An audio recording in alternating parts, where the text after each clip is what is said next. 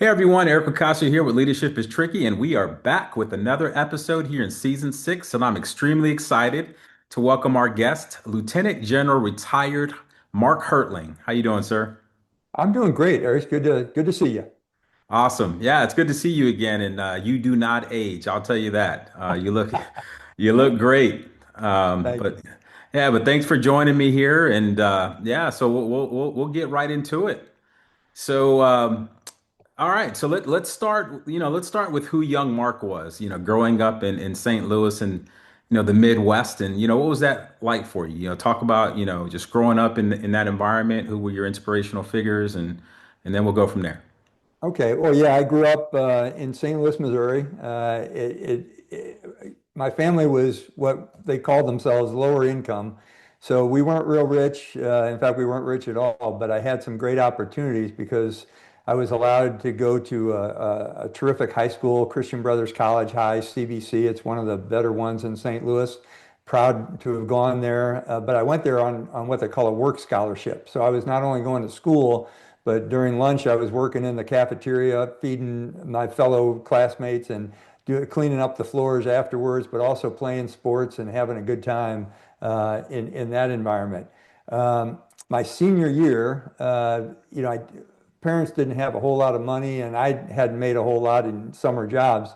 So it was kind of tough to go to a university. I'd been accepted into a couple, but couldn't really pay for them. But I Hmm. had a guidance counselor, you talk about inspiration, by the name of Jim Sinner, who suggested I look at West Point.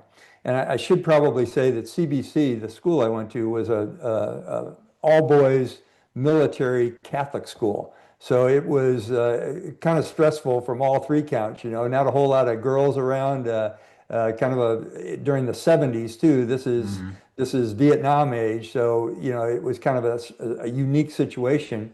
And when Mr. Sinner asked me if I thought I could go to West Point, I said, yeah, let's give it a shot. And he said, it's great because all you got to do is give 5 years of your life afterwards. There's no tuition. So we tried that out and I got accepted. And the first time I was ever on a plane, the first time I ever left the city of St. Louis was flying to New York to go to Beast Barracks during the summer of 1971. So Wow. that was early days. And then what I'd tell you, Eric, is the military academy instilled a great deal of my personal values to me in terms of the honor code and the cadet prayer and MacArthur's prayer to his son and the kinds of things we learned there. From an academic perspective, it was really tough for me Hmm. just because of the math background. But at the same time, I felt like I had entered a new phase of life and loved every minute of it. The camaraderie, the sports that I played, the classmates that I had, the kinds of things that we would do during the academic year, but also during the summer training period. And it just allowed me to experience a whole bunch of new things. So if it wasn't for Mr. Center, was the military on your mind, or was that the first time it kind of seeped in that, I could do something in the Yeah, military? I had heard about West Point. I'd read a couple books about it, and because it was a military school, we had a junior ROTC program, and we had a couple of sergeants and a retired lieutenant colonel who were our instructors there. And I just admired the way they carried themselves, the kinds of things they taught, how they interacted with the students. So that kind of turned me on to the military a little bit. But there was no one in my family. My father, like most of that generation, served in World War II. But other than that, there wasn't a whole lot of inspiration to do the military other than the potential for a free education and seeing something different. Hey, that works out. And it's interesting that the way you characterized it too, how difficult the academics were. Because I just interviewed Milford Beagle, who talked about, Biggs. yeah, Biggs, yep, and he just talked about the same thing, of how the academic portion was hard, and then Patty Tudelo, who was on the last episode, she talked about when she went to the Coast Guard Academy how the academics were extremely tough, but similar path, modest beginnings, and then it was a guidance council that kind of pushed them into seeing something bigger for themselves. And Well, on that too, if I can interrupt and just say, sure.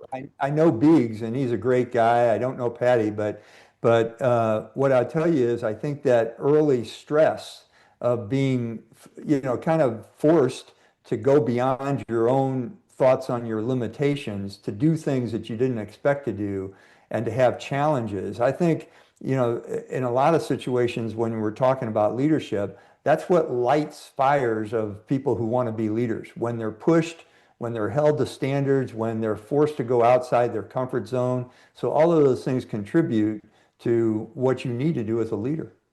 Yeah, a lot of times I talk about, and I kind of teach a course on that, but when you have to push yourself beyond the status quo, right? You put yourself in this learning zone, right? So when you're in this heightened level of this equilibrium, right, and you're pushing yourself beyond it, right? You have people around you that will show you and put you in that unavoidable path of learning. So awesome how you tied it back to leadership. So I appreciate that. All right. So after the academy, right? So now you're out in the new world, Butter Bar. Who were some of your early inspirational mentors or coaches that kind of presented, Yeah. this is the Yeah. Army. A couple of them. First battalion commander and first company commander, obviously. I had a battalion commander by the name of Colonel Dick Barenhausen, who eventually became a brigadier general. But when I first met him as a brand new lieutenant, he looked like he was 22 years old, in great Mm, shape, really good looking guy. And he was just an inspirational leader. Company commander by the name of Ken Wilson, who was an older gentleman, but he was a Vietnam vet, and he was a helicopter pilot in Vietnam. So he had the real tactical credentials. And, it was the first time I was a tanker, was commissioned in armor. So he was commanding a tank company, but he had never been a tanker. He'd always been an aviator. mm, So it was kind of an interesting dynamic of the Army of the 70s. And we were in Germany. The wall was still up. There were challenges of border patrols and defending the general defensive positions, and the realization that the Soviets could attack at any time across the border, so you had to be well prepared. But at the same time, it was the draft army. And a lot of the soldiers that were in the army had been Vietnam veterans and had experienced some of the things that all the Vietnam veterans experienced, the country kind of turning against them, fighting a war that was unpopular, mm. not having the kinds of training and models of behavior that I think we have now in the professional force. So the first 15 years or so before, well, I'd say first 10 years before the all volunteer force came out, it was a tough set of circumstances. A lot of drugs, a lot of racist things that were happening within the force. Leadership was not that good because it hadn't received the training that they needed. We didn't have the training centers like at Grafenwehr or at the NTC in California.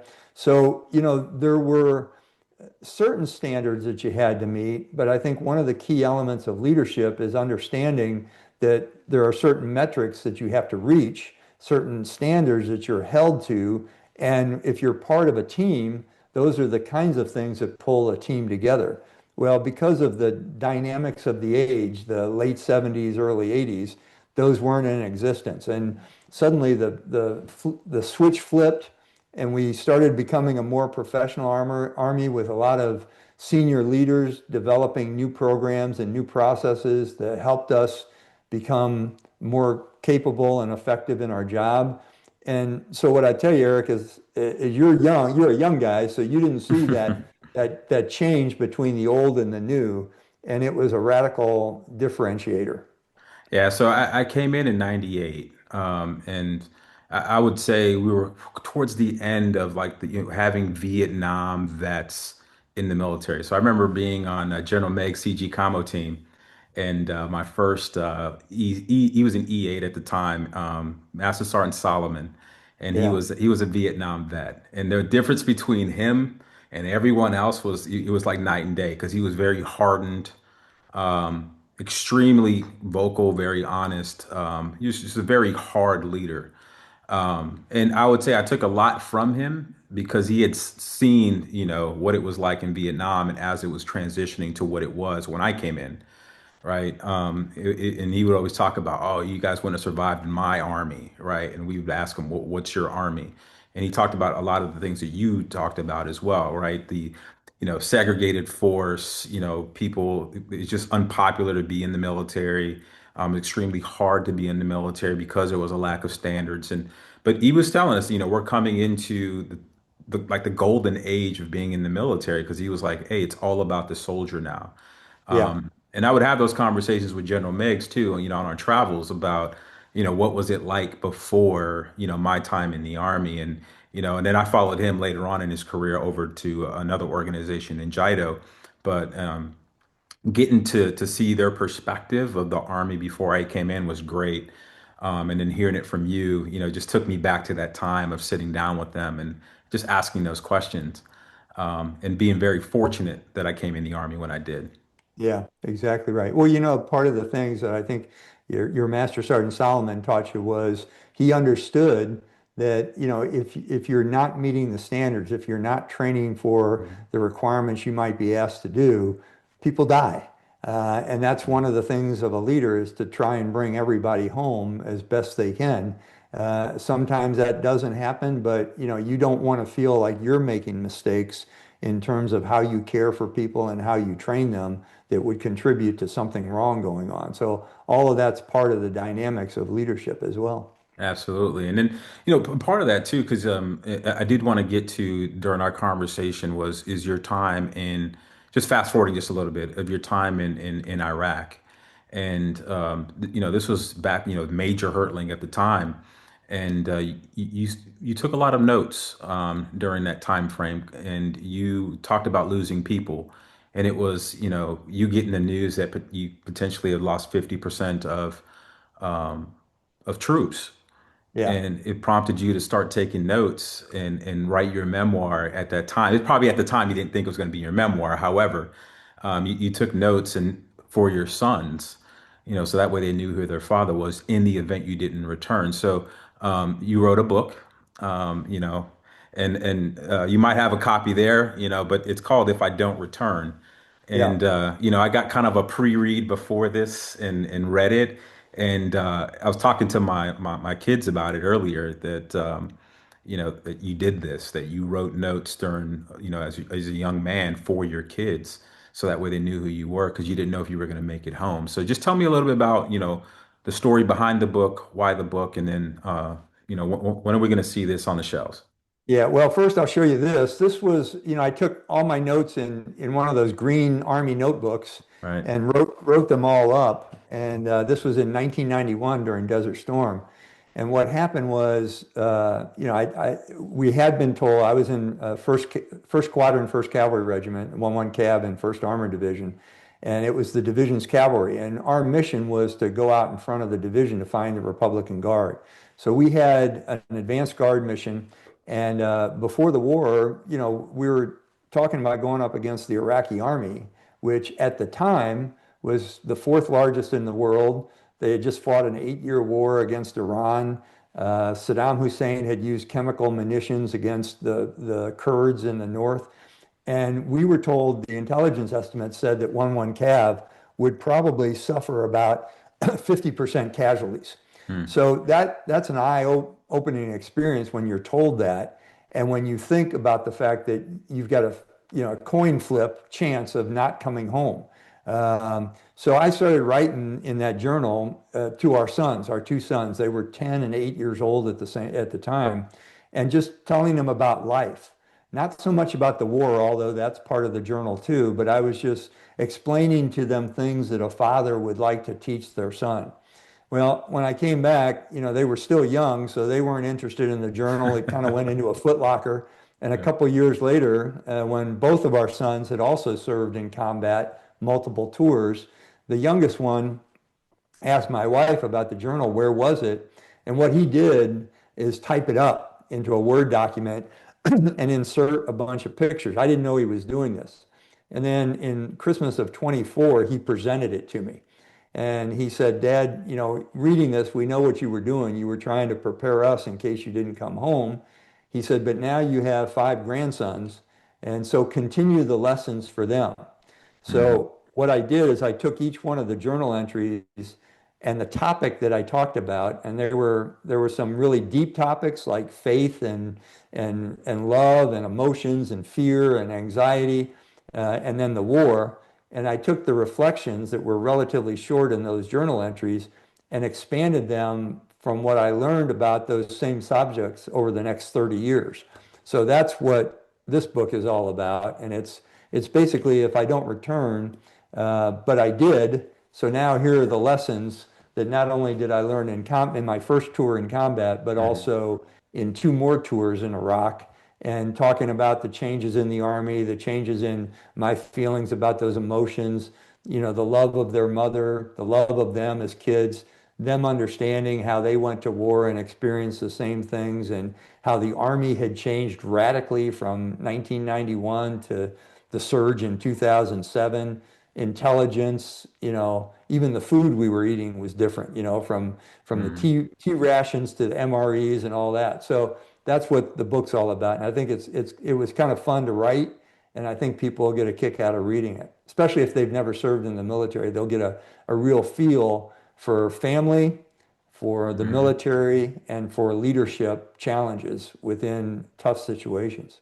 Yeah, I would even say someone like myself, right, who had multiple deployments, to read of it'll take you back to the feelings that you had, So for those that are listening and you've never served, one of the loneliest times I had in the military was being out in the desert. Even when you're around hundreds of people, thousands of people, it's a very lonely, lonely space when you're out there and you see that sun just disappearing on the horizon of the desert, and you're out there at night seeing the stars as clear as day, not knowing if you're going to make it home. And Yep. at the time, I didn't even have children. I mean, I had my girlfriend, who's now my wife, but I just couldn't imagine having my 2 girls and being out there and it being unclear about whether or not I was going to make it back.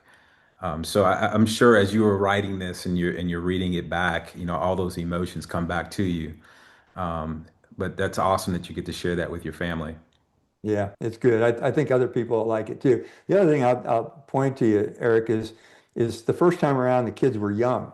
The Hmm. next time when we went into Iraq in 2003, one of them was serving as a brand new second lieutenant, and the other one was in a program where he was preparing to serve. So each of those, and in fact, on a couple of occasions, we met each other in Iraq during my tour in 2003 with the 1st Armored Division. Our oldest son was with the 3rd ACR, and he was out on the Syrian border. Then my second tour in Iraq, our youngest son was there, and he was in the same brigade that I commanded, the 3rd Brigade of the 2nd Infantry Division out of Fort Lewis, but it had turned into a Stryker brigade, and Hmm. I was the 1st Stryker brigade commander. So I'm watching him roll around in the vehicles that we experimented with in 1998 when it was 2007. So these kind of haunting connections and serendipity come back to you and really make a difference in terms of your life. Oh, absolutely. So let's stay there, right? In 2007, 2008, when you were in Iraq, right? Because I was there at the same time, and Yep. I actually got to sit and talk with you for just a brief second, right? I was a young soldier. You're this hardened commander. It's kind of like, hey, yep, keep it going, keep doing a good job. Hit you on the Yeah. shoulder, you keep on moving. But yeah, let's talk about that time there, right? Because the surge was extremely important to us exerting our dominance and winning that conflict. So just talk about what your thoughts were as a commander there on ground during the surge. Well, I better talk about what led up to it first, because Hmm. I was the operations officer of USER at the time, and my boss came in to my office. I was over in the G3 shop, and my boss walked in, the 4-star general, and he said, "Hey, Mark, congratulations." He said, "The Army's just selected you to command the 1st Armored Division." Well, I mean, that's a big deal because there's only 10 divisions at the time. There were only 10 divisions in the Army. So you think, holy cow, they're asking me to do that. And the 1st Armored at the time was in Europe, and it was pretty cool. And he said, that's the good news. He says, now the bad news is you're going to take that division to combat in the next 60 days. I Wow. said, whoa, wow, okay, and that was part of the surge. They hadn't been told they were going to go. But then he said, and there's even worse news. He says, you're not taking the entire division with you. He says, you're only taking your division headquarters, and all the other brigades are going to come from all over the United States because the Army wants you to try this concept of what they call the plug and play division. So you would plug in a brigade to a division headquarters and, and conduct combat operations. So as you know, because you were there, the surge period was really tough. It was a Hmm. time of either make it or break it. And when we arrived in Iraq with the First Armored Division headquarters, I had a brigade from the 101st, a brigade from the 1st Cav, a brigade from the 2nd Cavalry Regiment, a brigade from the 1st Infantry Division, the Aviation Brigade. I mean, it was just a hodgepodge of people who I didn't know. So you talk about a leadership challenge, Eric. Hmm. That was it. Because it's one thing to pull a team together before you go do something.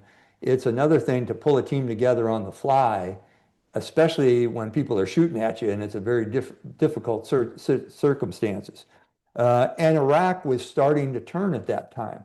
So the division's mission was not just combat. We were tasked by General Petraeus at the time to not only conduct combat operations, but to continue to build the Iraqi security Hmm. forces. And we had 5 Iraqi divisions in our area of operations, and each province of the 7 we had in our area had their own police force. We had to improve the government efficiencies with Baghdad, and we had to improve the economics because when I went in, one of the figures that struck me was that the unemployment rate in Iraq of young men between 18 and 24 when we entered the theater was 77%. Wow. So 3/4 of the young men didn't have a job. So what were they doing? They were contributing to the insurgency because they were getting paid to plant IEDs and those kinds of things. So it was a tough scenario for a senior leader. And what I'll hearken back to, Eric, and I think this is an important point for leaders to understand, that you can build your leadership style and worry about your attributes and your competencies and how you influence other people in a task and when you build a team. But the one thing that sometimes people don't consider is the context in which you lead. So here's the interesting point that I don't think any of my soldiers realized. I had never been a division commander before. When you're promoted into those ranks, whether it's a battalion, a brigade, or a division, you have never done it before. Hmm. So you're learning the job as you're going through it at the same time. Now, the Army prepares you for it, but still, I just repeat, it's the first time you're doing it. And, the Super Bowl was last night. There was a rookie quarterback on one side that didn't do too well. It was his first time in the Super Bowl. So he made a lot of mistakes. The same things happen with any kind of leaders in any kind of position, but especially in a combat role. So that 2007, 2008 surge in a very large area of northern Iraq, which is where we were, as you well know, was really challenging. But again, I go back to the first thing I said. One of the most interesting things about learning how to be a leader is to face challenges and learn how to apply them. And if I can say one more thing, I know I'm rattling on a little bit, but I know. Keep but going. my wife and my best friend gave me a piece of advice when I was getting stressed out before we left. I was seeing all these problems come in and things I had to do as the leader of the division. And one day she pulled me aside and she said, you need to think about the great philosopher Will Smith. And she said, Will Smith once says, you don't have to build a perfect wall. You just have to build or place one perfect brick at a time. And that's what leaders do. They sometimes are looking at the big picture and trying to figure things out. But what matters to that strategic leader is how do you make the individual pieces fit just right. And that's part of leadership as well. Yeah, just wanted to go back real quick to when you were told that you used for G3, and I spent a lot of time in the war room there on Campbell Barracks. I Yeah. worked down there as one of the technicians, and because I'm an IT guy by trade, but I saw a lot of leaders make a lot of decisions, and I was there during BB Bell's time, post 9/11. and got to see firsthand how he, worked through that with General Spears.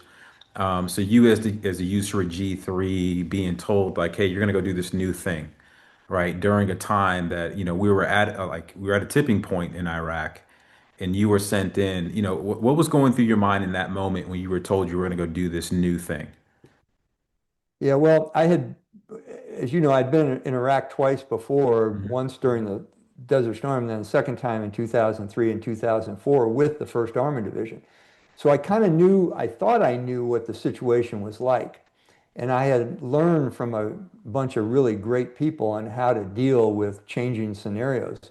But the biggest thing when because we were getting intelligence briefings on what was going on in the war at U.S. Army Europe. I mean, we Mhm. knew what was happening and we were kind of aware of the situations.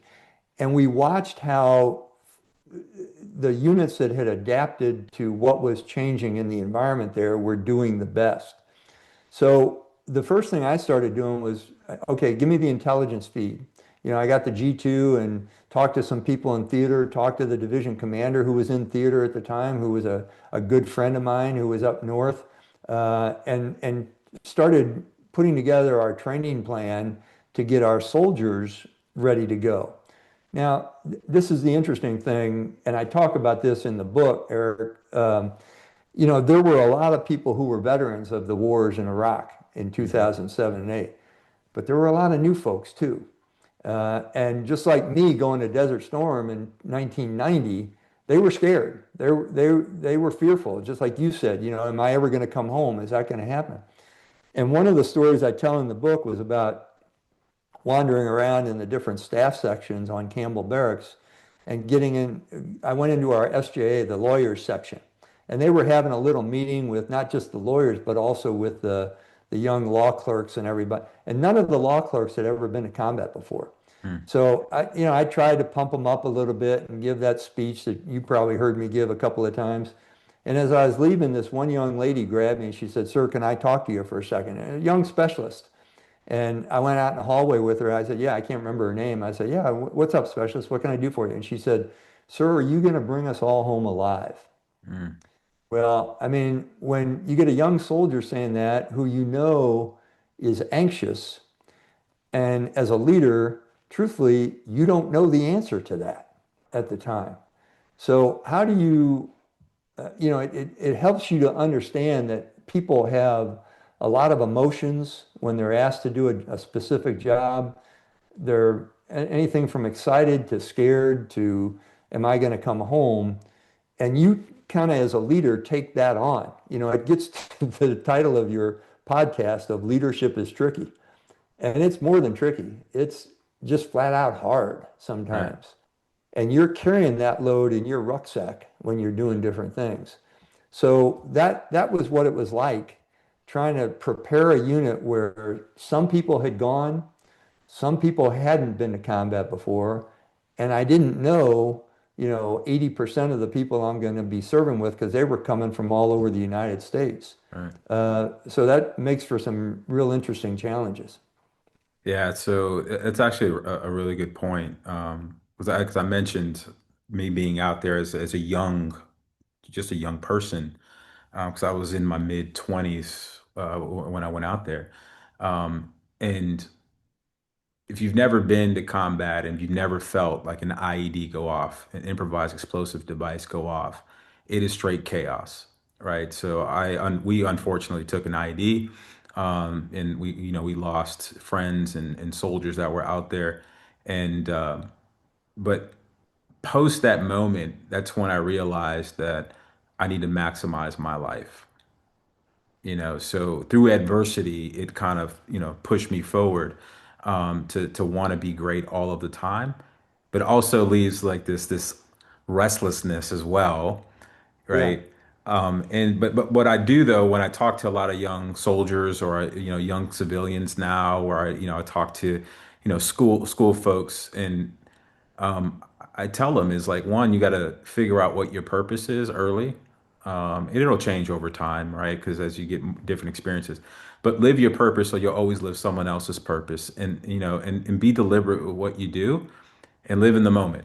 And and for soldiers, it's I think it's a little easier for tell them to just fall back on your training, trust your teammate, and we get that in the military. But for folks that aren't in the military, it's adversity, breeds some great leaders through experience, right? You see growth in all of that, and that's just some of those things that I take away from being in Iraq and being in combat and going through a lot of the things that we went through that most people will never understand is to live my purpose right every day and then just be maximizing my opportunities while I have a chance to write this chapter in my life.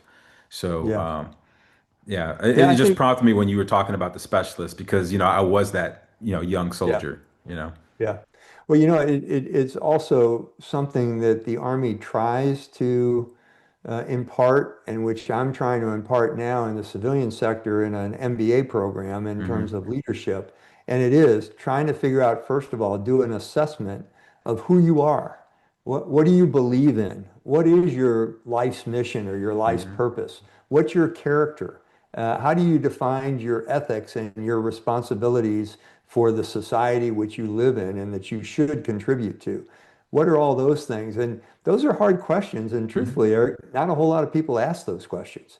And I think what makes the difference in combat with people is they are forced to ask those questions. What do I believe in? What will I sacrifice my life for? Is it, the people next to me? Is it my family? What are is it being a person of personal courage or integrity? Or, do I keep up energy and do I have a good sense of humor and do I treat Hmm. other people with respect? Those are the kind of values that I think really guide your life. And you have to constantly look back at those and say, am I living according to what I believe? And sometimes we get lost. And sometimes we forget what we really truly believe because of, what's going on around us or the friends we have. So it's important to continue to do that assessment. And that's why I think your podcast is so critically important. I think it reminds people that, yeah, leadership is tricky because you have to do things. You can't just be a leader. Right. You have to work on it. You have to work hard on it. Yeah, one of the things I continuously say, it's an activity, right? Leadership is an activity that you just constantly have to, to your point, right? So let me move my head this way. So back here, I have my Harvard flag, but I also have my dog tags, and I brought those back with me from Iraq, right? I think it still has dirt and sand on it, Yeah. um, but it's one of those things where I sit here and I think about, what are those values that I'm grounded in, and then what are my beliefs? Because I know my beliefs are going to change over time and space, and they can change over time and space, but my values remain the same. And I had someone at Harvard when I was going through the program that was always talking about purpose, always talking about purpose, always talking about your biggest fear. And I was like, "Oh, what's he talking about?" So then I had time to sit down with Ash Carter for breakfast, and then he was like, and we were talking about that. I was like, "Yeah, he keeps talking about what's your greatest fear," and he was like, "Well, if you can't sum down what your greatest fear is at the end of your life when people are standing around your bed." What are people going to say about you, right? What's the biggest fear that you have that you might leave this earth feeling unfulfilled about? And then it hit me, right? Because I had just had my second daughter at the time when I was going through the program, and I came up with a statement that said, "My biggest fear is that I make decisions that infringe on the promises that I made to her," and I put her in big letters, like my two daughters and my wife. And that was my biggest fear, that at the end of this, they're standing around my bed and I left something unfulfilled because I broke a promise to them, right? And that was to be living my purpose, which is to serve. And a part of, because when I sum up my entire life, everything that I've done is to serve, my nation, my community, and my family. And that's where I live my values today, and that's why I have that up there. Just to one, Harvard had such a profound impact on me, from an academic perspective. Also with the people that I met there, whether it was Ash Carter or General Petraeus came and spoke to us as well. and he was talking about his time in Iraq and nation building and all of that. And, it just had such a profound impact on me. But also my dog tags hang there because I've given my entire life to the Army to protect our interests as a nation and the freedoms that sometimes, get overlooked by those that, we sign that blank check for. Yeah. So, Well, you have Harvard and dog tags. I've got something on my desk. I'll reach over and get it. And a lot of people know about this. This is something that General Dempsey, when he was the division commander in 2003, and I was his assistant division commander, he whenever we had a memorial service, he had his aide put together a card for every soldier that was killed, and mm, it looks like this. And on the front of it, it just says the name, where he was, and the date he was killed. But on the back, it tells a little bit about his life, where he was born, his family's names, his spouse's name, or his or her spouse's name. And whenever we had a memorial service, we would give out these cards to the division commander. The aide would make them and give them to the division commander, both General Scaparrotti, who was the assistant division commander, me, and Sergeant Major Bush. And we continued that tradition, and I took it with me when I went back to Iraq. And it's now in a box, and I'll try and hold it out without spilling it, of wow. 253 soldiers that were killed under our commands when he was the commander and then when I was commander. But I was in this cigar store in Virginia, and they had some really cool wooden boxes. And I asked the guy if he could engrave it with a motto or a mantra that we used to use within the command group whenever we lost a soldier sacrifice. And the mantra, if you can see that, says, "Make it matter." Wow. And just like your Harvard and your dog tags remind you of what's important in life, what I'm trying to do for the rest of my life, knowing that there are 253 cards in that box with soldiers' faces and names, my job is to make what they gave matter, to do the best I can to represent them because they couldn't do it. They sacrificed everything. So, that is what kind of drives me, and it's part of my values of showing respect. And what's interesting is, in all the turmoil that's going on in our nation today, there are all kinds of races and creeds and genders. There's male and female in that box. There's a couple of allied soldiers in that box, one from Lithuania, another one from Poland. And all I know is I got to make it matter for all of them and live that truth that you just said a minute ago about how great our nation is in terms of our national values. I've got to carry them in my personal values. So that's what drives me. No, thanks for sharing that too. That actually made me a little emotional. So I appreciate that. Um, okay. All right. So let's take a breath. All right. So, all right. Let's fast forward to when you're the CG. Now you go back to Yusra Af, and you were the CG commanding general there. How was that time for you? And then how was that shift? Because really Europe was shifting at that point in time. So let's talk about your time as a commanding general. Well, the first thing I'll say is it was shifting, and it had been planned for about 10 years. When I was first came back from Iraq in 2004, I commanded the training center at Grafenberg, and General Bell was the commander, who you know well, that very energized four-star general. Yeah. And we were even expanding the training center to start pulling allies in to train with us. Then I became the G3, then the division commander, and then went back to the States for 2 years, but then came back to take the CG's job. So I had spent, the first, almost the entire from 2003 until 2013 when I retired in USER, except for 2 years and 3 years that I was gone in Iraq. So I knew what was going on there and we were transforming. But one of the biggest things we worked on was our partnership with allies, as well Mhm. as contributing our own forces to combat in Iraq and Afghanistan. So, Eric, I was, the coolest thing about being the commander is traveling to other countries, working with their armies, trying to pull them together in a unified approach to security, having some of our allied partners contribute forces to both Iraq and Afghanistan in ISAF and in individual units. And and and I kiddingly say one of the better parts of the job was eating and drinking for my country in all these foreign countries, All going right. places and eating their food and drinking their adult beverages. But the relationships, especially with countries like Ukraine and Poland and Romania and Moldova and Croatia. I mean, the newer countries that had been under the thumb of Poland and the Baltic countries, Estonia, Latvia, Lithuania, the ones who had suffered under the Soviet Union or the rule of the Russians, seeing them transform into Western forces and then wanting desperately to join NATO. And especially, I think the highlight of my time, truthfully, was working with both the Ukrainians and the Polish forces, because I spent a lot of time in both those countries. There was the commanding general of the Ukrainian land forces was a guy named Hennady Vorobyov.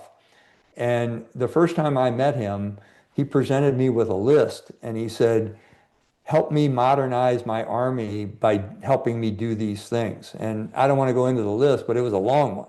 Right. It was anything from training NCOs to training officers to sending colonels back to our war to training at their training site in Yavoriv, Ukraine. Mhm. So I've been there. those were, Yeah. yeah, those were the highlights of my time, just seeing the different cultures, experiencing who they were, and noting how all of them wanted to have the same kind of freedom and liberty that we had represented to them. And I'm concerned that we may have lost some of that, but we need to keep that going with our allies, not only in Europe but around the world. So it was my last job in the Army, and it was probably my best too. Yeah, so I would say there's still a lot of work being done. You laid the groundwork for a lot of those relationships, and I think that we're still better off for it, and we're still moving in that direction of expanding and supporting our allies and partners. So yeah, thank you for that. All right, so after 38 years of military service, you transition to now wanting to lead and teach leaders in the medical field. So why the medical field? Well, that wasn't the first stop. Actually, I got recruited by a healthcare system to do a specific job. It wasn't teaching leadership, it was to do something else. Okay. And after about 4 months there, I kept having my office mate next door to me in the building was the chief medical officer. And he kept bringing problems to me about things that doctors were doing. And he'd say, Okay. what would you do in the Army with a guy that did something like this? So we'd have a discussion over coffee or a Coke or something. And one day he said, hey, we don't have a leader training program. Oh, well, first of all, I should tell this part. We went to Germany. The job I was hired to do was something called global partnering. So the hospital said, we want to exchange ideas about healthcare. And the reason they hired me, they had this initiative that they had put together. But the guy that hired me, the CEO that hired me, he said, but we don't know how to invade other countries. So you're going to help us do that. So we invaded countries to exchange healthcare ideas. So one of the healthcare organizations we went to was a place called Waldfried in Berlin. And while we were there, we took a side trip to Grafenwehr Hmm. because I wanted to show the chief nursing officer and the chief medical officer how we did simulations in the Army because they wanted to develop a simulation program at the hospital. So you took them to So Camp while we were Aachen? there, I'm sorry? Took them to Camp Aachen? We actually just took him to the headquarters and then we went to Camp Aachen. Yeah. But actually, General Cavoli was the commander of GRAF at the time. And after we went to Camp Aachen and saw the simulations program, we were going to go to dinner that night, but we had about an hour. And Mark, he said, is there anything you want to show your guests? And I said, yeah, let's just shoot by the NCO Academy. That's a pretty cool Right. place. So we went to the NCO Academy. Well, the chief medical officer saw how we were training sergeants at the NCO Academy, and at dinner that night, he asked me, he said, could you do the same thing for doctors that the Army's doing for sergeants in terms of making them into leaders? And it was kind of a surprise thing, Eric, to be honest with you. And I said, I don't know, I have to think about that for a while. So I hit the doctrinal manual at the time, 6-22, and kind of looked at how we teach leadership and put together a program for doctors, nurses, and hospital administrators and started teaching it and taught that for 8 years and churned out about 1,000 graduates. And it changed the culture of the hospital and really helped improve healthcare. So that's how I got into that. And then after doing that, I went back to get a doctorate because I still had my GI Bill. And when I went into the doctoral program, I did a thesis on leadership in healthcare. And after doing the thesis, the college where I went, excuse me, the college where I went, Rollins College, the Crummer School of Business, asked asked me to come back and teach leadership to MBA students. So that's what I'm doing now, along with a couple other things. Very So cool. it's been a whirlwind. Yeah, very cool. All Yeah. right, so you also spend time on CNN, and I've watched you throughout, and I love your feedback because it's real feedback. And um, in fact, I was watching a few weeks ago because I was watching you talk about the Ukraine invasion and kind of where we were at, and kind of what you said during that is now playing out in real time. We're starting to see both sides, exhausting a lot of the resources, not Yeah. making much ground, and all of that. But just very quickly, how's that time, with CNN been, and do you still get that, that feel of when you first went on there and you were just broadcasting to the entire world? No, I didn't. And I didn't want to do that in the first place. CNN reached out to me. We had a CNN reporter with us in Iraq and during the surge. And he on behalf of the company, when I retired, he reached out and said, "Would you like to be one of our military analysts?" And I said, "No, I really wouldn't." Mm, It was kind of funny. I didn't want to do anything about that. But I got talked into it by someone who I won't name. It wasn't my wife. She didn't want me to do it either. But somebody said, "Hey, you've got the experience and you can really relate to the American public on what the military is doing." So I went back and told them I would join them in 2014. I worked with them until 2024, and I quit. I didn't renew my contract in 2024 because truthfully I had seen a change, not a good change, in CNN and what they were doing and how they were presenting the news.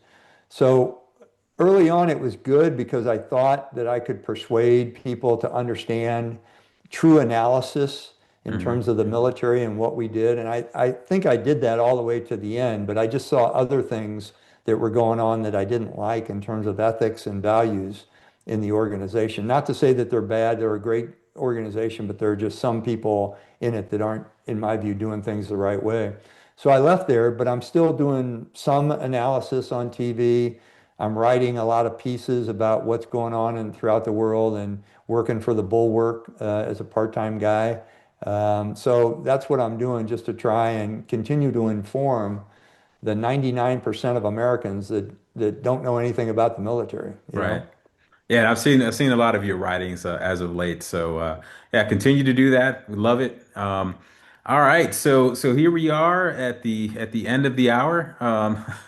Went a little longer than we anticipated, Yeah. but I think I told you that before we started. But so just like all of our other guests, I always do the thing at the end where if there's one nugget that you could leave, the young audience that's out there, that maybe the young lieutenant or young doctor, that's setting off, or the young cadet or a young Mark back at St. Louis, that's, trying to figure things out, what would be that one nugget of advice you would leave them?